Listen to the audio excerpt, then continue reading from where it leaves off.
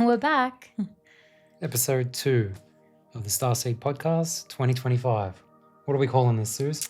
This one's all about the Earth's ascension. Yeah. The ascension of planet Earth. I like it. Do you want to talk about why we decided we'd talk about this today? Yeah, we just thought when we were preparing the content for this podcast episode that there may be certain gaps in terms of information regarding the last episode we did. It was really, really well received by you guys. So thank you everyone for your feedback. But I intuitively stepped back and felt like we needed to paint a greater picture of how the entrance of Jesus into this timeline on Earth, how that is part of a greater purpose or greater ascension purpose for our Earth. So I think we want to talk about that aspect a bit more so that everybody kind of understands why we did that episode and why it's important from a star seed, but also a cosmic and universal perspective. Yeah, very good. Basically, it's important to understand the whole history of the Earth's ascension right from the very beginning. And we have a lot of information to discuss and share that helps paint a picture. And the more you understand it, the more you can make sense of this current timeline, which is another one of those very important stages in the evolution of this planet. So once you have that background knowledge and then apply it to current timeline, you can kind of see where we're going and why it's so exciting to be alive as a human on this planet right now. We all chose to be here and at this particular point in time. So if you're listening to this and wondering why am I here? There's a very good reason for that. Yeah, absolutely. Yeah, and that's basically forming the direction that Susie and I are going. We're very clear on our path ahead and what needs to happen and what our purpose and mission is and why we came into this timeline as a soul and together as well. So hopefully listening sparks something in you or just gives you that context you need to make greater meaning in your life. Absolutely. So we might dive in from the very beginning. So I have a question for you, Kenny. Share your wisdom with the audience. Was Jesus a starseed?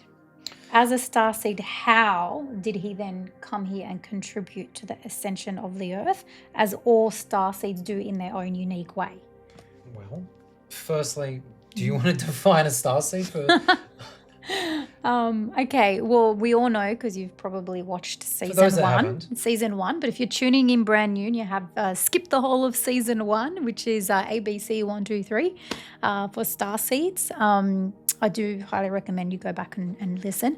However, quickly, a starseed soul is a soul that has ascended through densities of existence over time, over many timelines.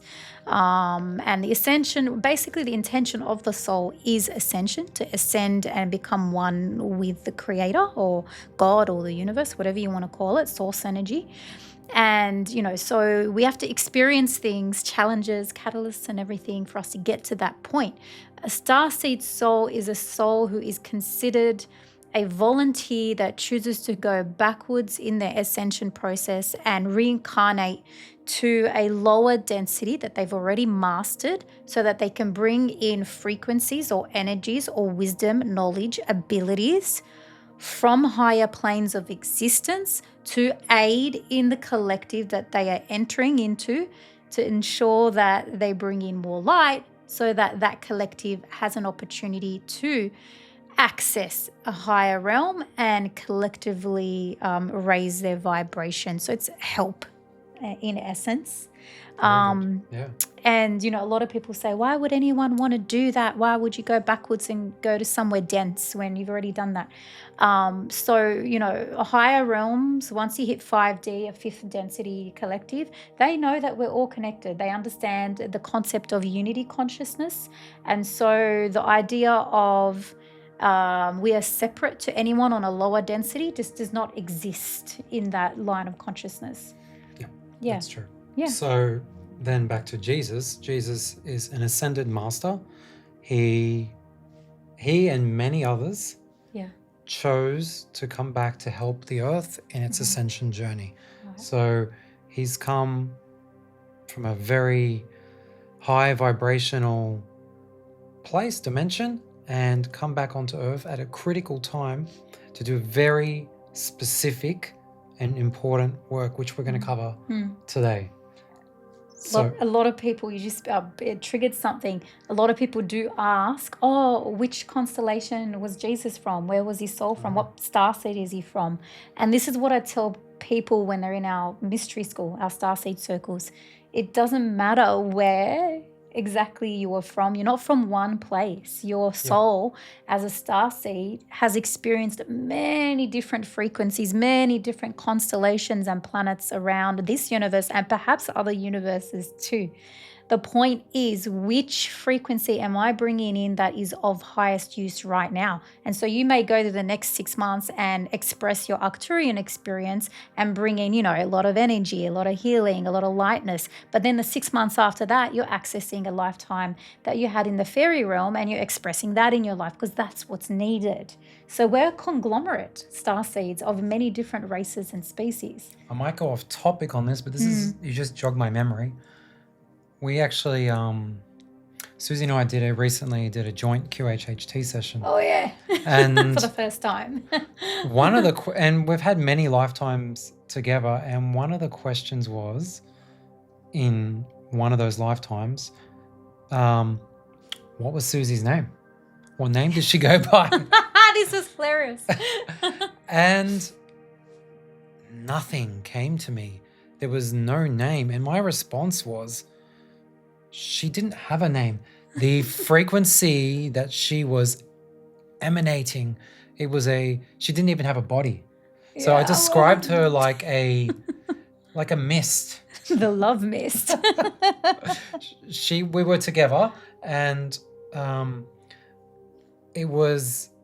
she didn't even have a body because she was at such a high frequency, it couldn't materialize into a body.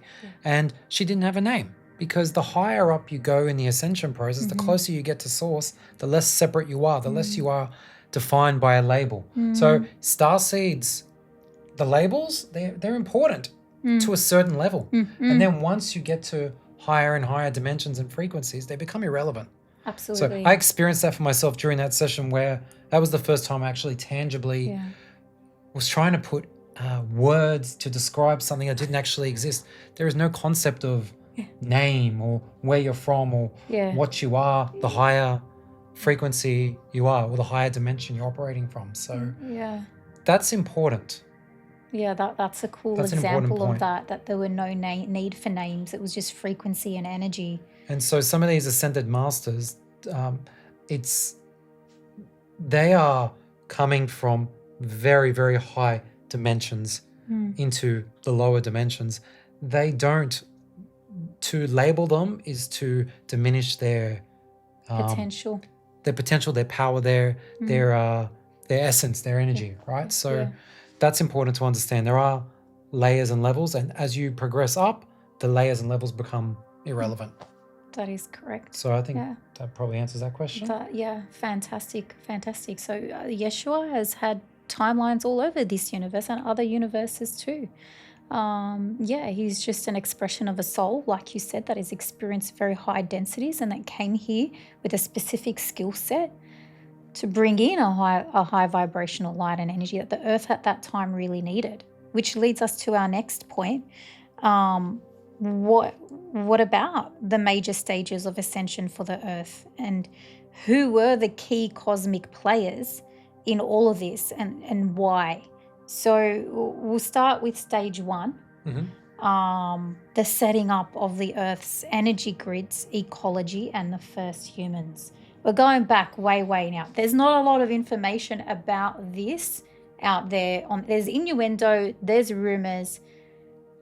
We've had access to quite a lot of detail recently, which is pretty cool. So that was during the joint session that Susie and I did. It was the first time trying to see if this would work, a joint QHHT session.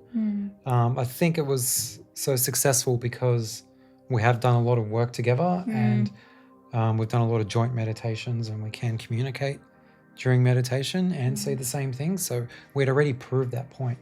We've got that telepathic thing happening. Yeah. So we've done a lot of work to get to that point, but we were both taken back to the beginnings of Earth's origins. Yeah, that was cool. And Susie got the first glimpse of what the Earth looked like before there was any life. Water. There was no water. How would you describe it? It was in your own like, words? it looked like a potato, like a brown potato. Yeah. Barren, desolate. Basically, you would describe it like the fundamental building blocks. Yeah, like It was Earth. there. It was like a rock Yeah. A rock. ready to be Fertilized. fertilized.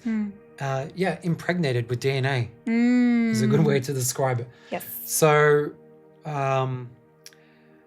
a very highly specialized team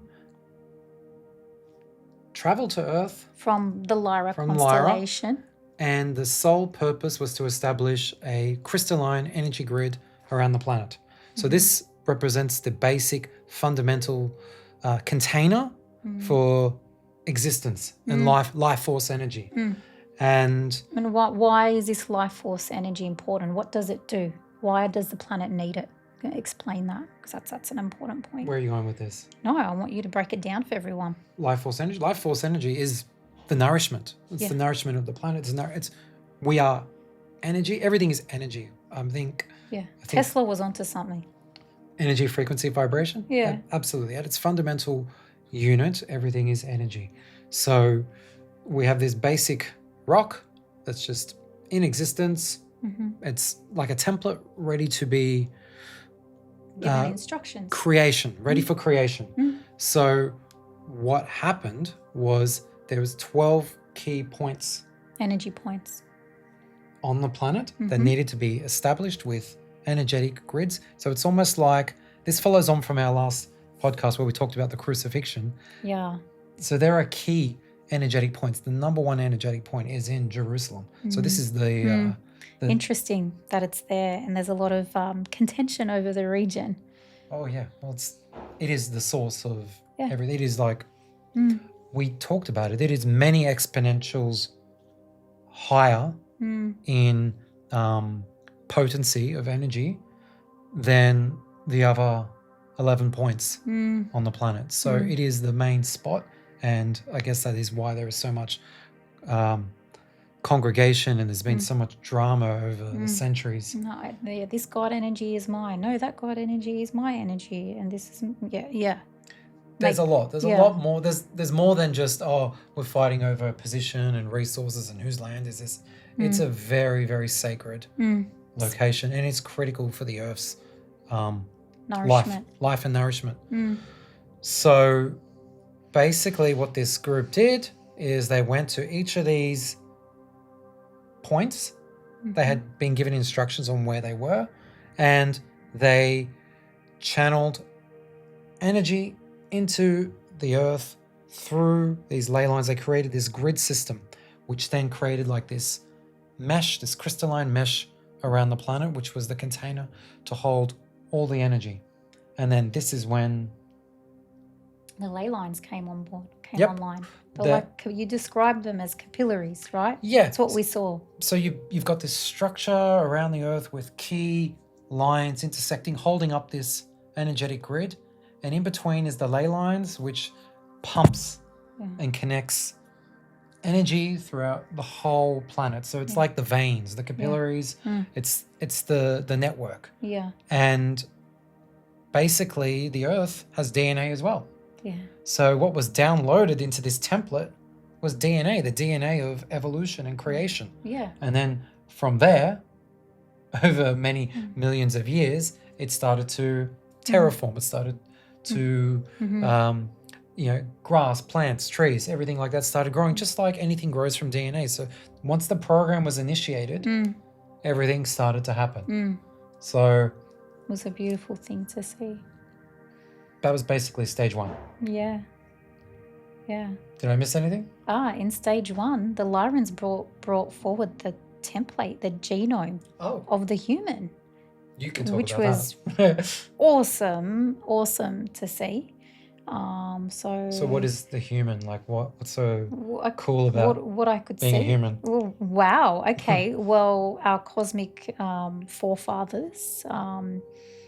This is going to be very contentious, but our cosmic forefathers, well, obviously they serve the light, they serve the oneness, and they are co-creators in that sense, as are we all co-creators in a sense as well. They brought forth a human genome, a human DNA sequence that they felt would thrive in the ecology and the environment that they had created here on planet Earth, and that they would essentially be the patrons of the planet, working synergistically with planet Earth, with Gaia. That's important. Synergistically is really important. So we'll get into that with stage 2. And that they had the conditions to thrive here and would need very little intervention based on free will consciousness. Now, having said that, over many, many years, there has been an amplification or an extension or a growth on that original template that the Lyrans did present.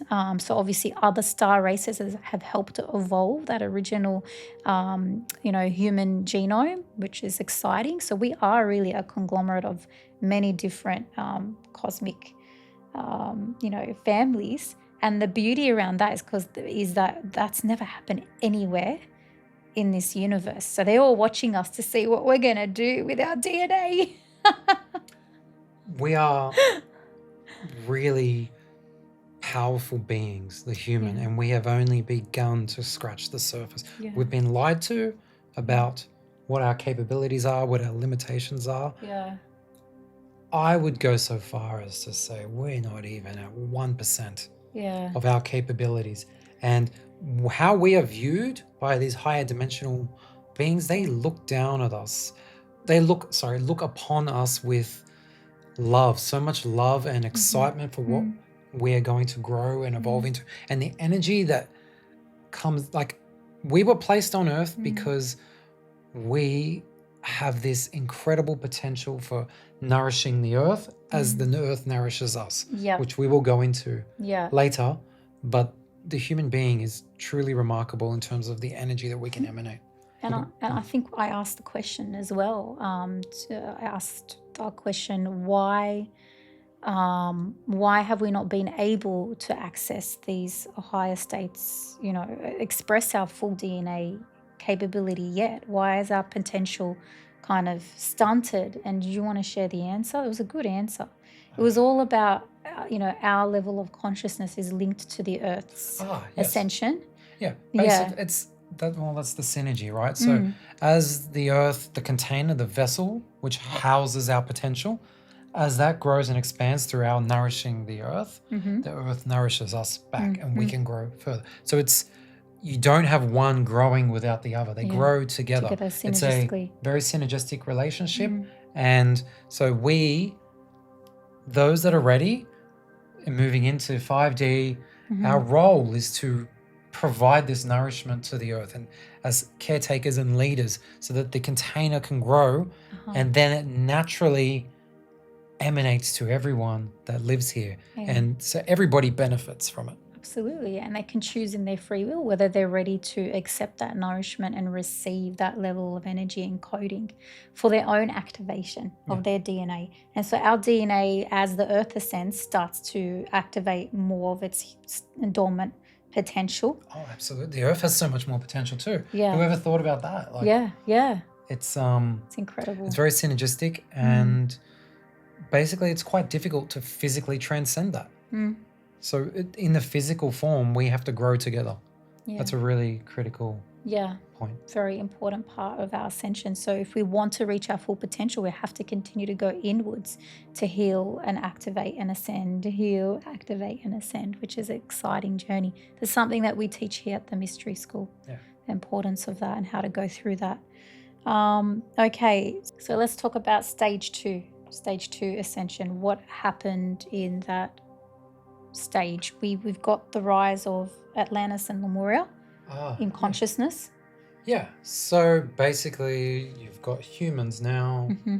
They've been very primitive, I guess, and then evolved. So what you haven't got, you've got very tribal humans who are very strong relationship with the earth and in communities and. So that would be the Lemurians. Yes. Yeah. So, so you've got the Lemurians. Now, this civilization, there's not a lot of good information out there on them. And me and Susie talk about this a lot. I feel like there is a lot of information that has been suppressed. So what has come through in our sessions is the Lemurians ascended over their time.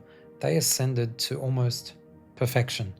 So their relationship with the land through their own evolution and ascension and nourishing the earth. They had that symbiotic relationship. It was a beautiful relationship, and it was growing, earth growing, them growing, earth growing, them growing. And they reached this culmination as the energy within this crystalline grid rises to a point that it's ready for the next level of ascension. There needs to be upgrades done to the grid, to the container, so that it's like going to stage 2, so it can hold greater frequencies of light and energy.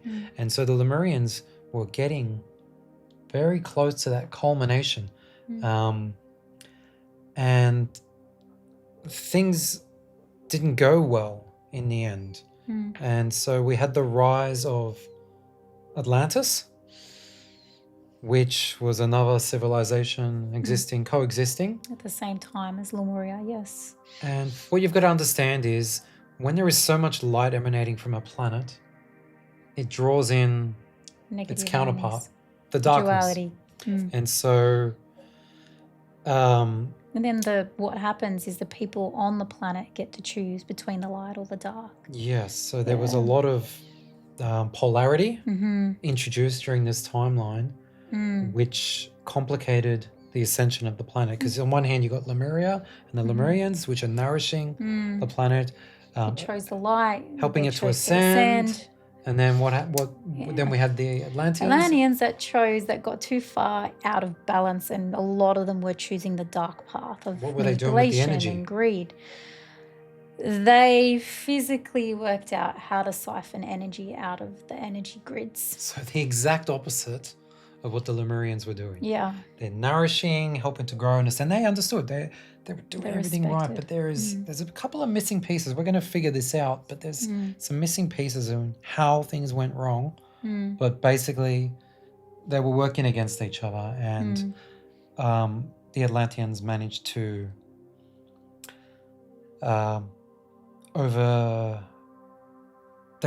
triumph in this situation through their siphoning and taking the energy for self-gain, very 4D. They used it to create weapons of destruction, and that's ultimately what took Lemuria down. They used them to obliterate Lemuria and into the ocean.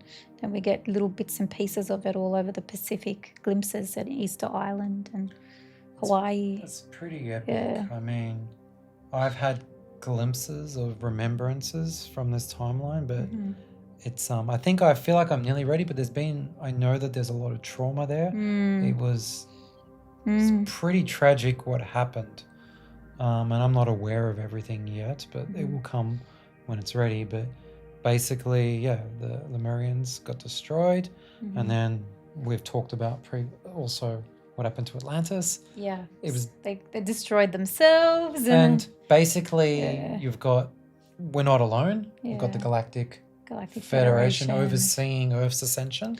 Yeah, and basically it was like a red button issue, pressing of reset. Things went so out of hand. Yeah, if the Federation didn't take Atlantis, isolate Atlantis and take that down, they would have killed the Earth, destroyed the whole Earth and part of the universe, which reverberates into other stars and systems. So it is that timeline was a pivotal moment, and it's kind of... So there was a lot of damage done and there were mistakes made, but it's important to transcend past that stage. And so what happened is after that, we basically had... That was stage 2, but Lemuria had mastered stage 2. So then the Galactics came in to help bring them to stage 3, but unfortunately that went awry. Yeah. But there was knowledge preserved. Yeah. So you've got ascended masters, you've got people placed, starseeds, placed in Atlantis, Lemuria, there was a preservation of this knowledge, and it was carried through. And crystals. And so after Atlantis, we move into Egypt. The Dark Ages. There was a lot. There was a rebuilding phase, but then the information was not lost. You can speak on this a lot. Well, the density on Earth, as we know, plummeted backwards into the 3D, third density from the fourth, and Lemuria were at fifth themselves. So it went backwards, and the Earth was dying because the energy had been siphoned from the Atlanteans. So the Galactics had to intervene to reset it. Reset stage 2, basically. And so then, yes, Thoth did come through. Thoth is what we know as an interplanetary guardian. He's the Ascension master. That's what he's known as throughout the universe. He reports to the Galactic Federation, and he represents Source and Light.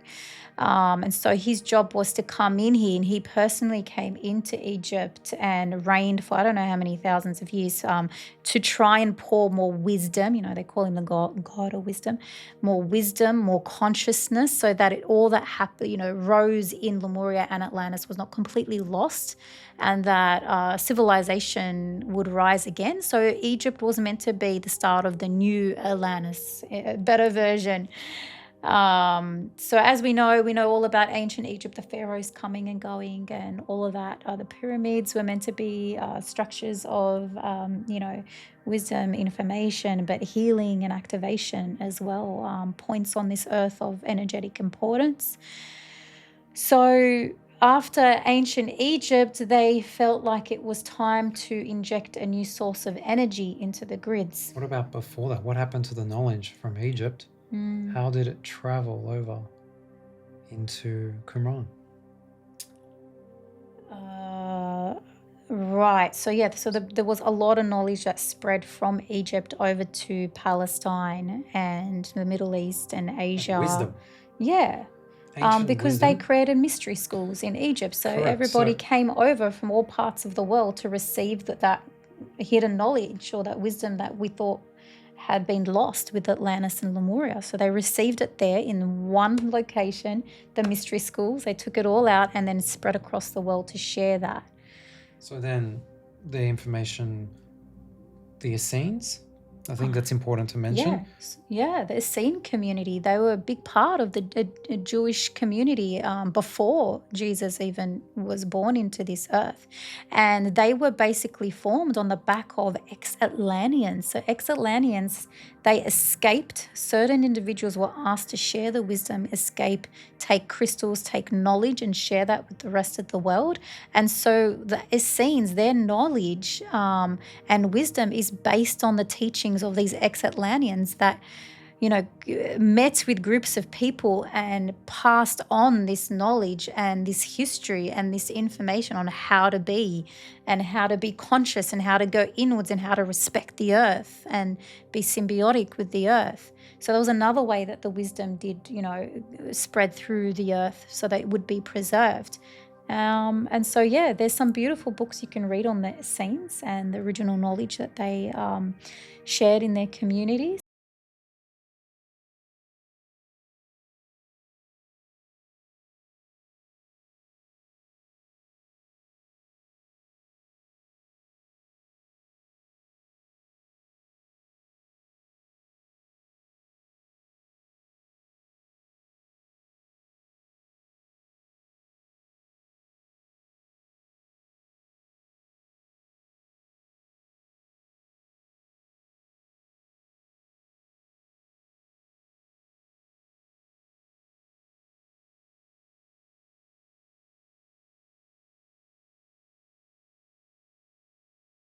through the very content easily. very easily and very quickly.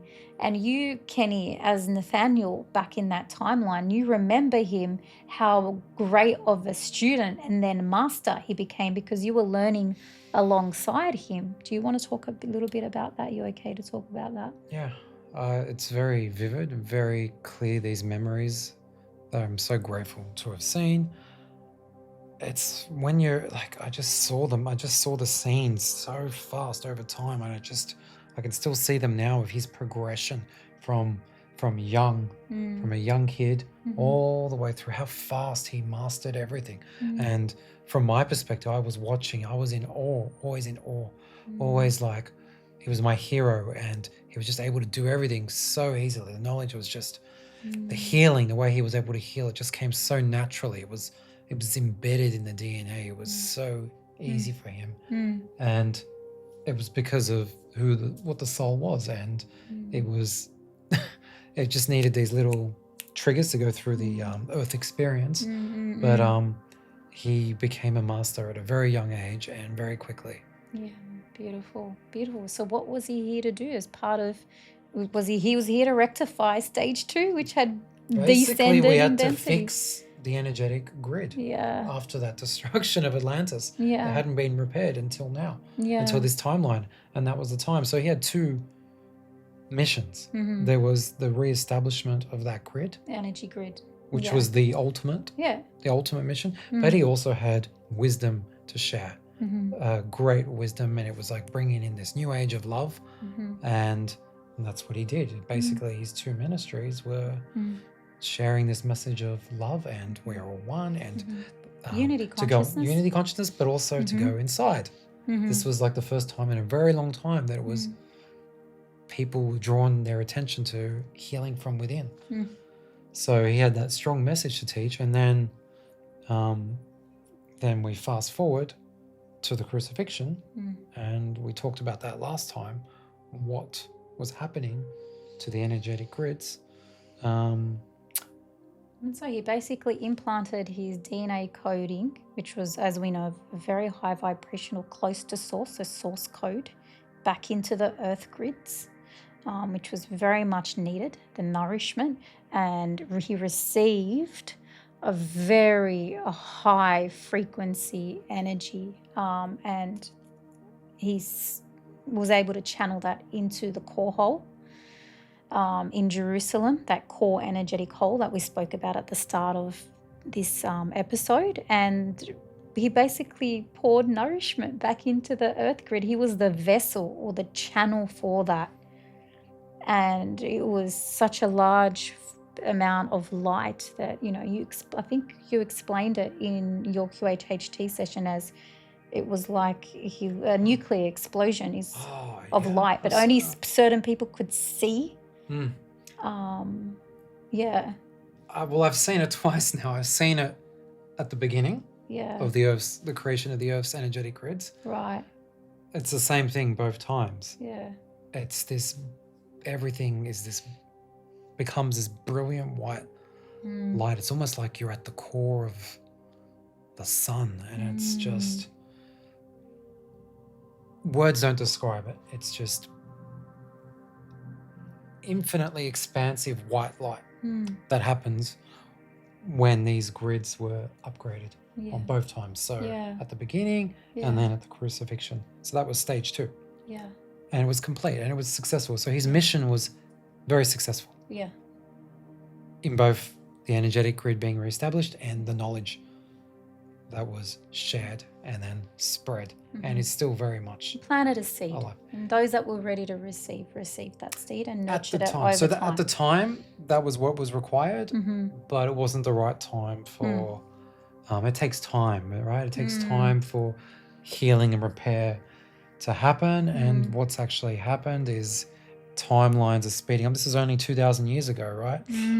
But even if you look back to 1970, 1980, still wasn't the right time for this stuff to be, for the knowledge to be understood properly. It's only been the last 10 to 15 years that this rapid shift in consciousness and understanding and people waking up to who we are, who we really are, and why we're here has actually happened. So, which takes us to stage 3, right? Yeah, which is now. So those starseed souls are being called back now. Yeah, what's happening now at a very high frequency is many souls to inject that light back into the earth grids. So the DNA is needed. The grid is ready for the next stage the of crystalline evolution. grid, the 5D crystalline grid. This is, you've got the knowledge there. The knowledge is everywhere now. You can access all this information from all of these ascended masters. When you're ready, the knowledge appears. That's what they say. When you're ready, when the student is ready, the master appears. So there is no lack of information now. When you're ready, the information is there. And there are people right here, right now that are all over the planet that are doing grid work, energy work. Yeah. They understand. So we're nourishing the earth, and the earth is nourishing back. And so these people that do this in the background, they're doing it, they're not doing it for show. It's being done in the background, and what is happening is the earth and humans are synergistically evolving and ascending at a very fast rate. So this is the move into 5D consciousness. So more and more people will move from 3D into 4D, 4D into 5D, and the more people that get into this 5D awareness state and stay there, they make it easier for more and more people, and it makes it easier for the planet, and that's how it just keeps ascending. And then we start to really pick up momentum. Like, you think about, we're talking about 50 million years ago, whatever it was, the beginning, to then humans, to then Lemuria 30,000-40,000 years ago, Atlantis, Egypt, like big gaps. And then we talk about 2,000 years ago, the Jesus timeline, and now we talk about now. And then we talk about even in the last 20 years how much has changed. Amazing. So it's a very rapid acceleration from here. And, both Susie and I we're incredibly optimistic about the future. Have no fear about the future. It's some say, it's a bad place. And that's very surface level. That is not what's happening behind the scenes. Behind the scenes, the earth does purge like we purge things that no longer serve it before it can expand to the next stage of density or ascension or energy. So as we rise in vibration, we have to release what no longer serves us. So does the earth. So that's where all these earthquakes and volcanoes come from. The earth is shifting in vibration, which is needed. What about the children that are coming through now? Oh, amazing. They've got new DNA, they're just incredible, incredibly gifted, incredibly insightful, the beautiful frequency of light they come in with. They're here. They're the next generation. They're the new children that are here to take over the earth and take it through 5D and beyond. And it's amazing. It's amazing. So we want to have a space here where we welcome children so they can come and reset and recharge. And so we do kids sessions regularly here in the hub, where we talk about energy like it's normal. We practice meditation like it's normal. We cherish the earth and talk about crystals, and we teach them how to heal themselves, give themselves energy healings, because that's important, and how to use nature to ground and etc. So, these kids, they're going to be miles and ahead of us in terms of consciousness. They're coming in with a greater consciousness. We have to nurture that and be the container for that. Yeah.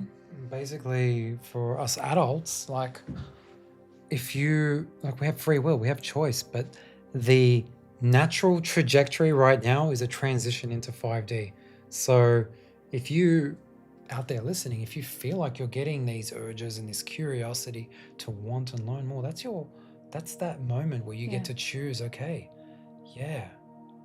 I choose to ascend. I choose to go in and heal and begin my journey. And you'll find that it's actually going to happen faster and faster and easier the more other people do the work. So it just gets easier and easier for everybody. People can choose to stay and get stuck. Eventually every soul will ascend, but if it's definitely on your radar, then now's your time to go through It's an never been activation easier. journey. It's actually never been easier, and life just gets better and better the more you go on that journey, and it just makes sense. Beautiful. The alignment comes in, the purpose comes in. It's, amazing. Thanks, Kenny. Thank you. I think we've covered everything we wanted to cover. Is there any finishing notes? I think that's a really good point to finish on. Yeah, beautiful. All right. Thank you, everybody, for listening and joining us again for a beautiful wrap-up of episode 2. We'll see you in a fortnight's time. We'll be discussing another very exciting topic, and I'm sure we'll have a couple of guests as well at some stage. So lots of love and light to you all. Bye. Bye.